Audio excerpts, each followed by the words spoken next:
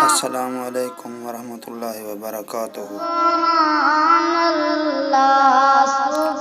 دوستو، آج ہم بات کریں گے قربانی کے حوالے سے کہ تکبیریں کب سے پڑھنی ہیں۔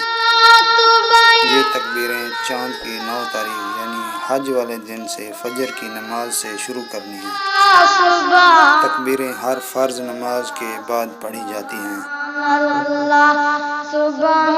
یعنی فجر کے 2 فرض، ظہر کے 4 فرض، عصر کے 4 فرض، مغرب کے 3 فرض اور عشاء کے 4 فرض ادا کرنے کے فوراً بعد 3 مرتبہ یہ تکبیریں بلند آواز میں پڑھیں اور عورتیں آہستہ آواز میں پڑھیں۔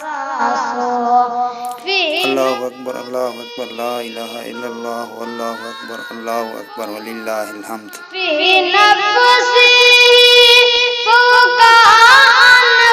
یہ تکبیریں 4 دن تک پڑھنی ہیں، یعنی عید کے تیسرے دن عصر کی نماز تک پڑھنی ہیں۔